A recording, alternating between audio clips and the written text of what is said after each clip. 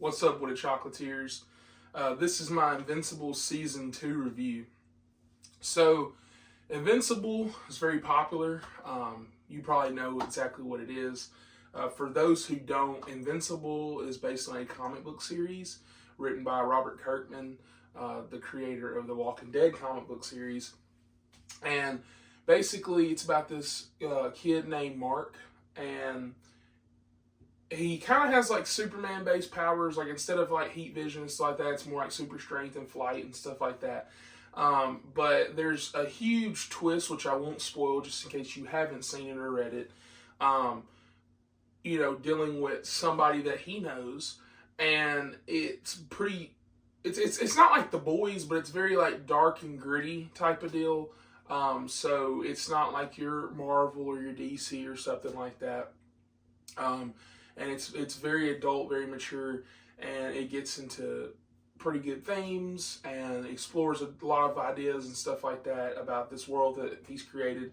And overall, it's a pretty good series, just in the comic book format. So, season 1 was pretty much widely received positively, and season 2 is no different. So, season 2 is pretty much just starting right after season 1, the events of that, which I will spoil here just in case you haven't seen it. So if you need to click out, go ahead and do it. But in season 1, at the end, Mark finds out that his father is working for, pretty much these evil tyrants that are trying to take over the planet. And after his father flies off and leaves, Mark is now dealing with the aftermath.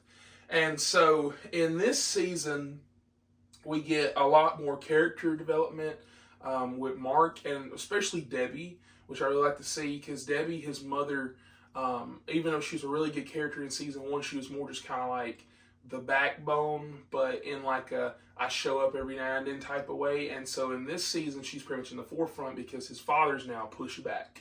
And I really like to see that. And so I'm not here to sugarcoat anything. I'm just here to tell you real quick, this season's great. Go watch it now. If you've never seen Invincible, watch season 1 and 2. They're very short. I think it's like 8 episodes or something like that, both seasons. So 16 episodes total. Just go watch them. It's definitely worth your time. Great show, right? I'm not here to basically tell you that Invincible's good, because everybody knows it's good. This is the whole point of this video that I want to get into now. What the fuck, Amazon? Okay, so this is my little rant that I'm a little pissed off about.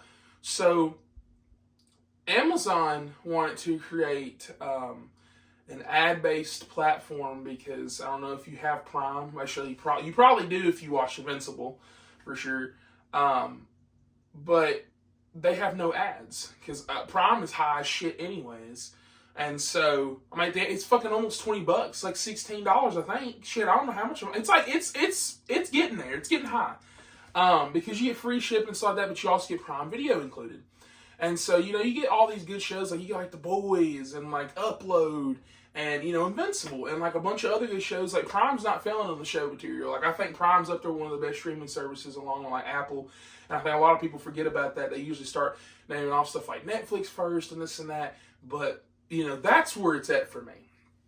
And it's just one of those things where they made us wait basically like, 2.5 years plus to get season 2.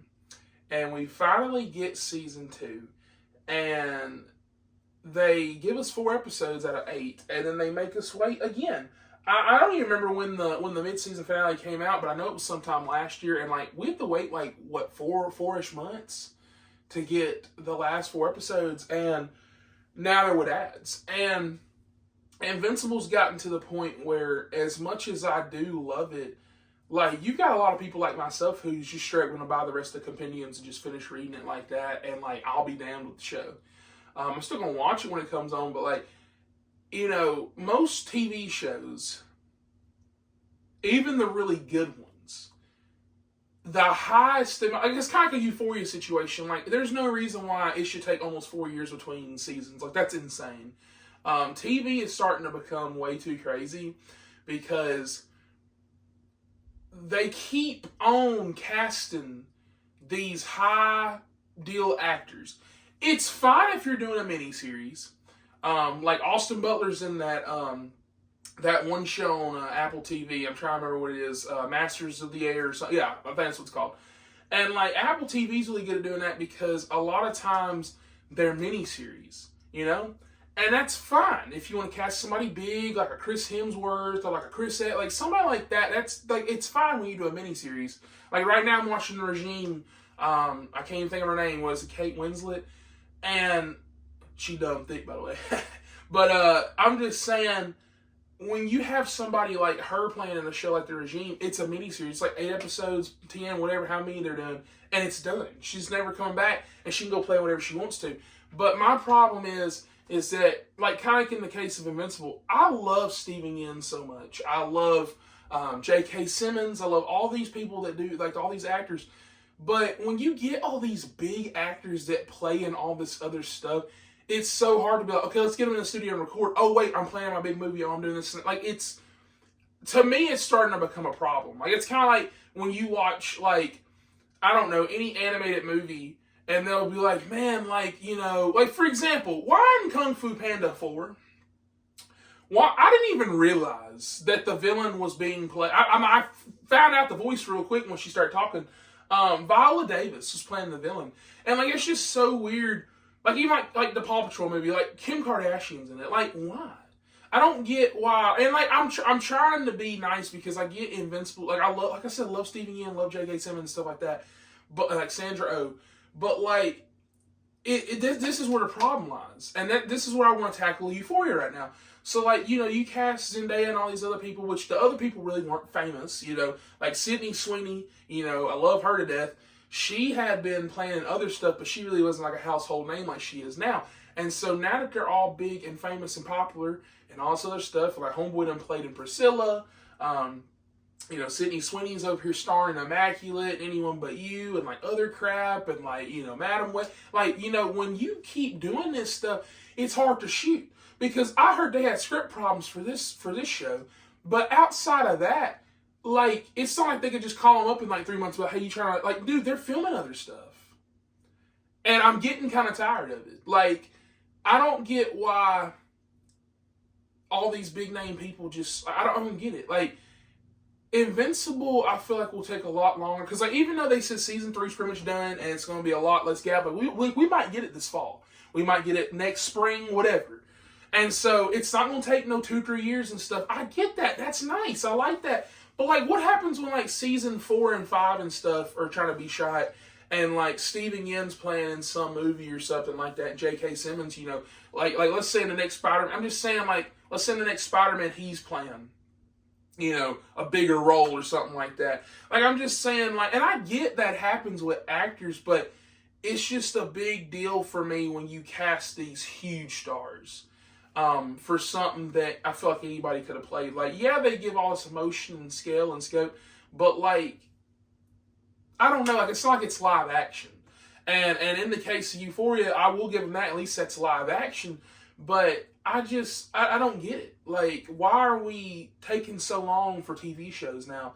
TV used to be like, you know, like, I'm going to use CW as an example, even though they're awful now, but, like, you know, Walker with Jared Padalecki came back on.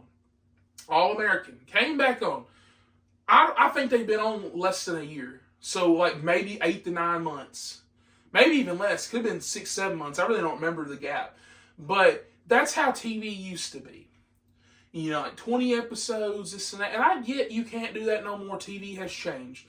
But, like, it's crazy that that when we last got Invincible, almost 2-3 years ago, we got 8 episodes. We had to wait 2-3 years for 8 episodes, and then they gave us a 4-episode gap for a few months to give us ads. I can't. Like, I can't justify that. I can't justify, like, you know, like, they can make all these sequels to these movies within, like, a year or two, but you're telling me that an 8-episode series where people barely show up, Maybe I don't get it. It just like I get it. I do.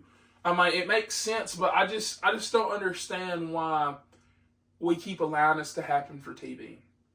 Because like Invincible's a damn good show. And this goes into my actual review. I'm giving Invincible season 2 a 9 out of 10. I think it's very good. I think it's damn near a 10, but I'm going to deduct it a point because I think the viewing experience is part of that show. I'm like, don't make me wait 3 years and then be like, we're going to only give you 4 episodes and make you wait a few more months. And then, like, we still don't get it. We still don't have a straight answer as to why we have to wait 4 months. Because I think the director of the show was like, he said something about, like, finishing animating episodes, but then, like, at one point he said, like, they had to do something.